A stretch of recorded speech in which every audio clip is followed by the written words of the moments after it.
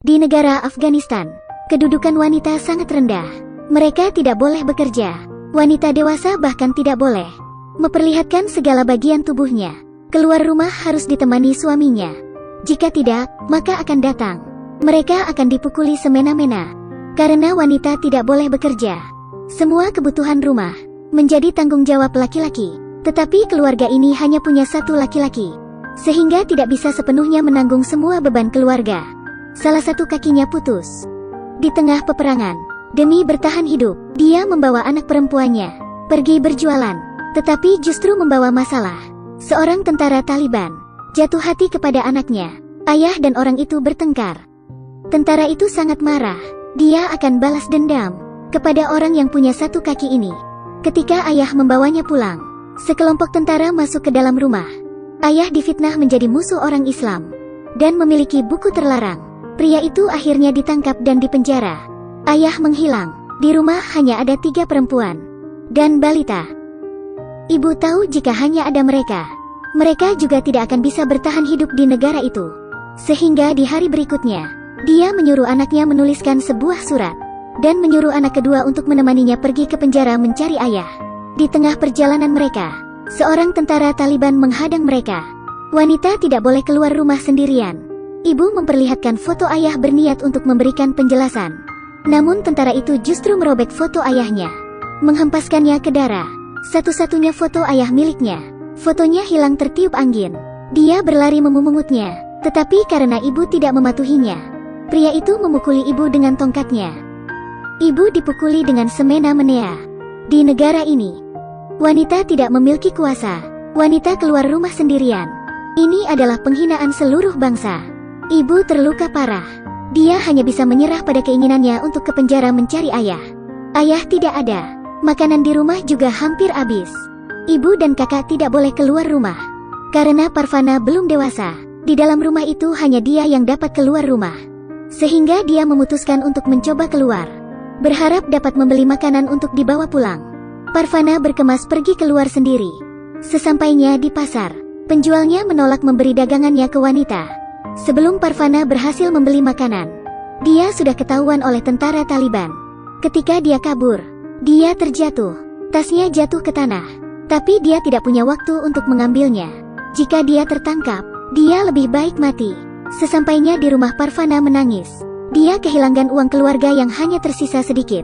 Parvana berpikir semalaman. Demi bertahan hidup, dia membuat sebuah keputusan. Parvana membawa gunting dan masuk ke dalam toilet. Dia memotong rambutnya, hanya dengan mengubah diri menjadi pria. Keluarganya baru bisa bertahan hidup.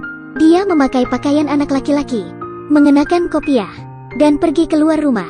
Parvana masuk ke dalam toko. Kali ini dia berhasil membeli makanan. Dia sangat bahagia. Saat berada di jalan pulang, Parvana bertemu dengan seorang anak laki-laki. Dia merasa mengenal anak itu. Dia mencoba memeriksanya. Anak itu justru mengenalnya lebih dulu. Ternyata dia sama sekali bukan laki-laki. Dia adalah temannya yang menyamar. Parvana pulang ke rumah dengan membawa makanan. Akhirnya dia dapat berjasa untuk keluarganya. Dia sangat bangga. Parvana berkata pada ibunya, dia sekarang adalah seorang anak laki-laki. Sekarang dia bisa pergi mencari ayah ke penjara. Namun ibu tidak setuju dengan keputusannya yang beresiko itu. Parvana pergi dengan marah. Dia menemui temannya untuk menceritakan kegelisahannya. Temannya berkata, jika dia punya uang, dia bisa menyuap para penjaga penjara. Dengan begitu dia bisa bertemu dengan ayahnya. Demi bertemu ayahnya, Parvana menjual baju kesayangannya. Dia mengambil uang hasil penjualnya dan memulai perjalanannya menuju penjara. Perjalanan panjang dan melelahkan. Parvana akhirnya sampai ke penjara. Tetapi ketika dia mengetuk pintu, dia didorong paksa oleh seseorang. Uang yang berada di tangganya sama sekali tidak dilihat oleh orang itu. Parvana sangat putus asa. Dia tidak tahu harus dia bagaimana untuk dapat bertemu ayah. Dia menemui temannya lagi. Temannya bilang mungkin karena uangnya terlalu sedikit. Mereka tidak tertarik. Kamu perlu uang yang lebih banyak. Demi mengumpulkan uang, Parvana mirip dengan ayahnya. Di pasar menyediakan layanan membaca dan menulis untuk orang-orang. Saat itu dia mengenal seorang tentara Taliban. Tentara ini tidak seperti tentara lainnya yang kejam.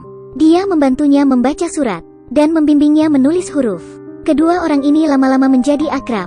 Parvana berkata padanya, Pamannya ada di dalam penjara. Dia berharap bisa bertemu dengan pamannya. Tentara menyetujuinya dan menyuruhnya untuk datang ke penjara besok. Besok saudaranya yang berjaga. Mungkin Parvana bisa bertemu pamannya. Parvana sangat berterima kasih padanya. Namun sesampainya di rumah, Mamah memberitahunya bahwa besok akan ada orang yang menjemput mereka pergi dari sini. Mama mengirim surat kepada saudara jauhnya. Dia akan menikahkan kakaknya. Dengan begini mereka punya kesempatan untuk pergi. Saudaranya menyetujui permintaannya. Setelah mendengar perkataan ibu, Parvana sangat marah. Dia berkata pada ibu, mereka bisa mengeluarkan ayah dari penjara. Aku tidak akan pergi. Aku akan terus menunggu sampai ayah kembali. Keesokan harinya, Parvana membawa tongkat ayahnya dan pergi menuju penjara. Tetapi kemudian ada seorang pria datang. Dia adalah orang yang disuruh untuk menjemput mereka. Di kota ini akan terjadi peperangan. Dia datang lebih awal untuk membawa mereka pergi. Karena Parvana tidak di rumah, ibu tidak ingin pergi dulu. Pria itu tidak ada waktu untuk menunggu. Dia merebut bayinya dan keluar. Ibu dan kakak mengejarnya keluar. Pria itu berkata hanya dengan mereka pergi dengannya, maka dia akan mengembalikan bayi mereka. Mereka berdua tidak punya pilihan. Mereka hanya bisa menaiki mobilnya dan pergi. Rumah ini menjadi sangat sepi. Parvana akhirnya sampai di penjara. Tetapi keadaan di dalam penjara sudah sangat kacau. Peperang terjadi. Seluruh tahanan dikirim ke medan perang. Seorang pria dengan cambuk keluar. Parvana berkata dia ingin bertemu saudara tentara yang dikenalnya. Dia mengangkat cambuknya berniat untuk memukulnya. Untungnya tentara yang dikenalnya muncul. Dia menghadang pria itu. Parvana berkata padanya bahwa yang ditahan itu bukanlah pamannya, melainkan ayahnya. Dia memohon pada tentara untuk menolong ayahnya. Tentara bersedia menolongnya. Dia menyuruh Parvana untuk bangun. Jika setelah matahari terbenam dia tak kunjung keluar, Parvana harus pergi sejauh mungkin. Jika ada orang yang melihatnya, dia bisa ditangkap dan dikirim ke medan perang. Tentara masuk ke dalam penjara. Dia menemukan ayah Parvana. Dia bilang kepada penjaga bahwa orang ini sudah tewas. Dia ingin menguburnya. Penjaga melihat ada sebuah keanehan. Tentara meletakkannya ayahnya ke tanah. Melihat ke arah penjaga, dia hanyalah seorang pria lemah. Lepaskan saja. Matahari akan tenggelam. Parvana masih belum melihat tentara keluar. Di tengah kegelisahannya, gerbang penjara tiba-tiba terbuka. Tentara keluar sambil mengendong ayahnya.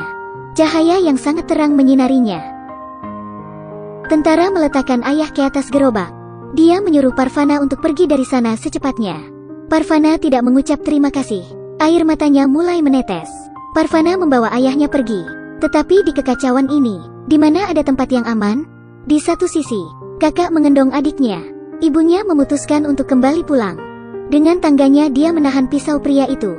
Dia lebih baik mati daripada meninggalkan Parvana sendirian. Melihat kegigihannya, dia akhirnya melepaskan mereka. Akhir dari film ini mengantung. Tidak dijelaskan apakah mereka bertemu kembali atau tidak. Semoga mereka dapat bertemu dan bisa menjalani hidup dengan bahagia. Selalu ada harapan dalam hidup. Setelah The Breadwinner dirilis, itu menyebabkan respons besar dunia internasional. Tak hanya menceritakan tentang pemerintahan yang gelap dan kesengsaraan rakyat di saat peperangan terjadi, dia masih menceritakan perjuangan seseorang dalam keadaan sulit dan kasih sayang keluarga. Kamu pikir peperang terjadi jauh dari kita? Nyatanya dia ada di hadapan kita. Tahun 2017. Di Afghanistan perang setiap harinya menyebabkan 68 orang korban terluka. Dalam setahun terjadi 2050 kali serangan. Rata-rata ada 5,6 kasus per hari.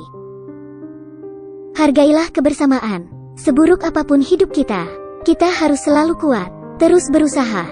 Hidup adalah harapan. Terus bertahan maka akan ada masa depan.